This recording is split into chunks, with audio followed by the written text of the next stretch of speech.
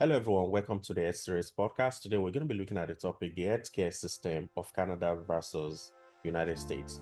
It's not entirely clear to me why so many people in the United States are so concerned about the healthcare system. In Canada, they have a single payer system, and in a way, so does the US. Both systems are called Medicare. The main difference is that Canada's Medicare covers everyone, while in the US, it only applies to the elderly. In the US, single payer healthcare system is perfectly acceptable if you are 65 or older, but if you are 64, it's only viewed as a threat to freedom. Canada, however, doesn't have this a fully embraced Medicare, and this is the focus of today's podcast Ed series. In Canada, nearly all citizens receive healthcare coverage through public funding, with provinces making spending decisions. Most healthcare services are free at the point of use with no out-of-pocket cost. Medically necessary care is covered, including maternity care and infertility treatment. The government covers around 70% of healthcare spending, while the remaining 30% is private,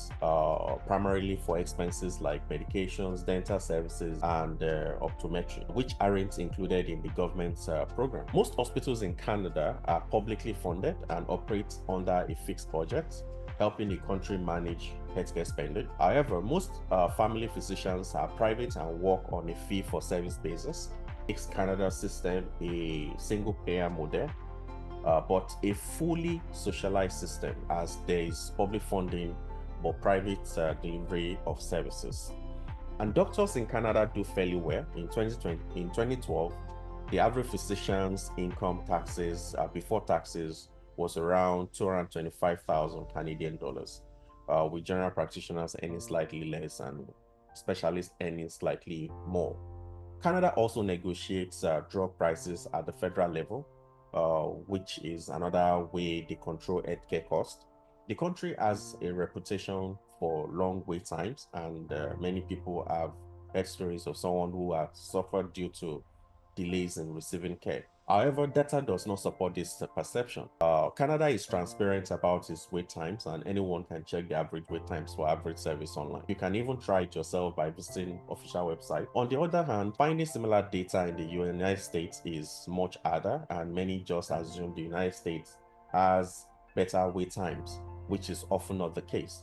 Most of Canada's wait times are often for elective procedures, which may be longer than some would prefer, but are not life-threatening. But why are there wait times at all? Because limiting the supply of services helps control costs. Canada spends significantly less on healthcare, which allows them to allocate more resources to other areas of public spending. They also focus more on meaningful health outcomes rather than process measures like how quickly someone can get a non-urgent MRI. If Canadians truly cared about addressing these wait times, they would likely push for change. Now, while I have your attention, let's dispel some common myths about the Canadian health systems. First, there's this idea that doctors in Canada are flocking to the United States to practice. Almost every time I discuss healthcare policy with physicians, someone would mention a doctor who they know left Canada for the US. This gives the impression that practicing in the US is far more appealing than staying in Canada. However, survey after survey shows that Canadian doctors are generally more satisfied with their work than US doctors. Canadian Institute of Health Information tracks the number of doctors moving in and out of Canada.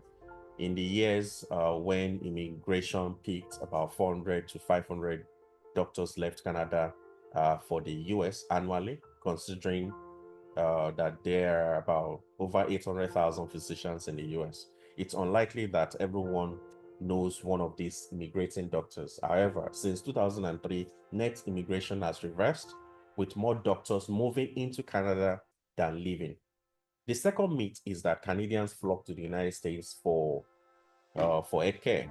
Many Americans believe that Canadians are frustrated by wait times and rationing cross the border for treatment. These claims are almost always based on anecdotal evidence. Researchers surveyed US border facilities in states like Michigan, New York, and Washington, logical entry point for Canadians seeking care. They found that around 80% of these facilities saw fewer than one Canadian patient per month, with 40% reporting no Canadian patients in the previous year. Most of the few Canadians who did seek care were emergency cases like tourists with injuries, which only about 19% of these visits were for elective procedures. The study also surveyed top US hospitals, reasoning that if Canadians sought care in the US, they would likely go to the best facility. Only one hospital reported seeing more than 60 Canadian patients in a year, and again, this included both emergency and elective cases. Finally, they reviewed data from 18,000 Canadians who participated in the National Population Health Survey. Only 90 of them had received care in the US in the past year, and just 20 of these cases were elective. So, some wealthy Canadians may come to the US for specialized treatment. This is not a widespread phenomenon. The third myth is that Canada's longer wait times are due to its single-payer system. Critics of single-payer system often point to rationing claims that countries like Canada deny care, particularly for procedures like hip replacement. However, Canadian doctors do not deny necessary care to elderly patients. Majority of hip replacements in the US are performed on the elderly, and who pays for their care?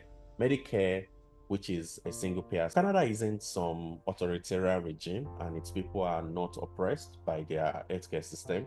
In 1966, a democratically elected government introduced the single-payer system, and since then, Canadians have chosen to keep healthcare spending in check. One way they achieve this is by limiting supply for elective procedures, which can lead to longer wait times. However, their health outcomes remain comparable to those in the US. If Canadians wanted to reduce wait times, they could spend more, but they've consciously chosen not to. Americans concerned about their healthcare costs and their impact on the economy might appreciate this fiscally conservative approach. We would appreciate if you like the video and subscribe to the channel so you can reach more listeners like yourself. Until next time, stay informed, stay healthy, and continue exploring the world of healthcare with us. Thanks for listening. This podcast is sponsored and brought to you by HealthShare Integrated Solutions.